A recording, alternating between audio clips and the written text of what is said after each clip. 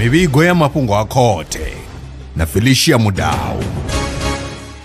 Madekwana vhuḓi kha Belra News u tevhela news ukilikothe reports na mpho Felicia Mudau sangamisi vhatevheli ri vha ri tshi khou vhaḓisela mafhungo oṱhe o ṱoṱhudza mafhungo fhano tshiṱirikini tsha Vhembe ri vha ri tshi khou lavhelesa Musina Makhado Collins Chavani khathihi na Thulamela ri khou thoma ngo lavhelesa khothe madzhisiṱiraṱa wa Thohoyandou ine yo hanedzana na khumbelo ya beili ya muhumbulelwa no kuṱumanywa na Braille mutshudeni wa Yunivesithi ya Venḓa Sifundo Masindi we miṅwaha ya 2 u ḓo dovha hafhu ḓivhonadza khothe nga ḽa 19 ḽa ṅwedzi wa Luhuhi 2026 muhumbulelwa a bvaho kha ḽa Miliwani u khou baḓekanywa na Brayo ḽa vhulondo Vhukalanga wa miṅwaha ya 2 mufu ndi ane a bvaho fhaḽo Tshitomboni hone muhumbulelwa o vhulalwa tshiṱuhu mupondi wa nga to muṱhevhekanya nga lufhanga nga ḽa vhuṱanu ḽa 29 Ṱhangule 2025 zwinzhi kha ri pfhi musi vha Economic Freedom Fighters Youth Commander Neto Nonda Blessing a tshi ṱalutshedza zwi tevhelaho. Ri khou livhuwa nga maanḓa muhashi na vhathetshelesi vhoṱhe sa EFF Youth Commander ri khou ṱanganedza tsheo dzhiiwaho nga khothe ya madzhisiṱiraṱa ya Thohoyandou ya u wana khumbelo ya beili ya muhumbulelwa kha bulayo ḽa vhulondo ane a vha Sifundo Masindi hune heyo khothe i khou pfi ḓo vhuya nga dzi 19 dza February 2026 sa EFF Youth Commander ri khou ṱanganedza heyo tsheo yo dzhiiwa nga khothe ya madzhisiṱiraṱa ya Thohoyandou. Heyi tou vha tsumbo ya uri mafhungo a dzikhakhathi a vhuedzi nahone kha ri ṱutshele kule na mafhungo a gender based violence muhashi na vhathetshelesi vhoṱhe ndaa.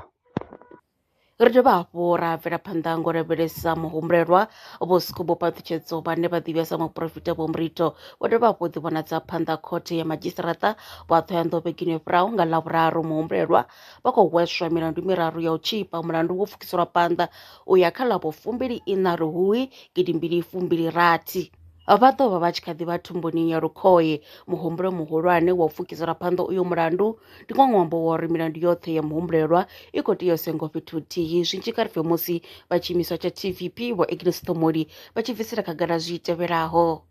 Riṋe vha tshiimiswa tsha Thohoyandou Victim Empowerment Program tshine tsha wanala Sibasa, tshiimiswa tshine tsha lwa na u tambudziwa ha vhana na vhathu vhoṱhe,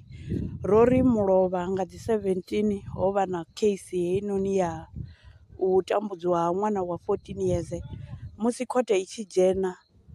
khothe yo sumbedzisa zwa uri mulandu u khou pfukiseliwa u swika dzi 24 dza February. Muhumbulo muhulwane u wa uri hedzinoni case dzoṱhe dzine dza vha dza mufunzi ane a vha Mrito dzi dzule fhethu huthihi, dzi sengiwe dzi fhethu huthihi. So riṋe sa tshiimiswa ri khou vhona zwi zwa ndeme uri heinoni case dzi sengiwe fhethu huthihi. Muhumbulo muhulwane u wa uri zwi kone u vhonala uri musi muthu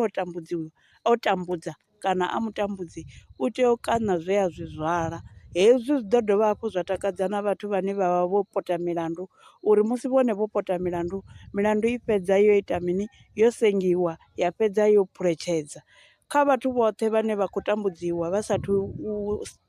isa mulandu kha musi fhethu ho teaho. Riṋe sa tshiimiswa tsha Thohoyandou Victim Empowerment ri kha vha ye vho breaker silent, kha vha ye vho reporter case dzoṱhe dzine dzavha dzi dza u tambudziwa. Honeha zwihulwane musi ri tshi khou amba nga mafhungo o tambudziwa ha vhana, vhana vha khou tambudziwa lwa vhudzekani, vhabebi ri khou dzula nazwo ra fhumula. Honeha musi ṅwana o tambudziwa lwa vhudzekani ndi hafhaḽani hune vha ḓo wana uri hoyunoni ṅwana vhumatshelo hawe vhu vha vhu si ha vhuḓi ngauri houḽa ṅwana ha ngo wana counselling, ha ngo ambiwa naye, a huna zwo itiwaho khaye. Zwi amba zwori hezwiḽa zwithu zwi sala zwi tshi ita masiandaitwa na musi ono vha muthu muhulwane. Zwino riṋe sa Thohoyandou Victim Empowerment ri vhathu kha vha ambe, kha vha break silent, kha vha ye vho ripota milandu i ḓo shumiwa nga nḓila ine ra khou vhona heinoni mulandu wa mufunzi u tshi khou tshimbila nga nḓila yone. Zwino riṋe sa Thohoyandou Victim Empowerment ri kha vha ye vho ripota, riṋe ri na ofisi dzashu dzi Sibasa,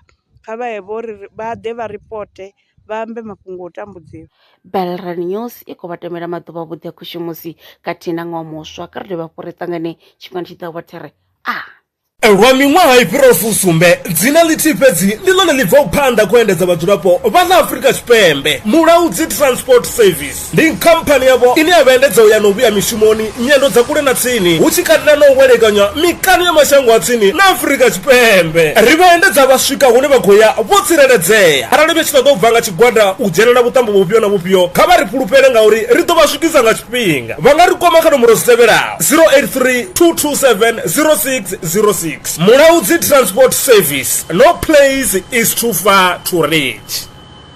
Zwino ri tshi khou amba vhanga vha sa ḓivhi uri masheleni a u tandulula thaidzo ine vha vha nayo vha ṱo a wana gai vha songo tsha ṱwa vha tshi renga nga ṱhoho lini. Bilderand Brands i hanefha tsini na vhone ri ḓo vha thusa u bva kha 500 u swika kha 4000 randa. Riṋe ri khou ṱoḓa tshiḽipi tsha muholo, khophi ya basa, 3 months bank statement na proof of residence. U bvapo tshelede i khou ṋamba ya dzheniswa nga murahu ha zwiminetse nyana. Kha vha rumele WhatsApp zwino 072 019 5843. Bilderand Brands ndi vha hadzimiswa masheleni vho ḓi ṅwaliselaho.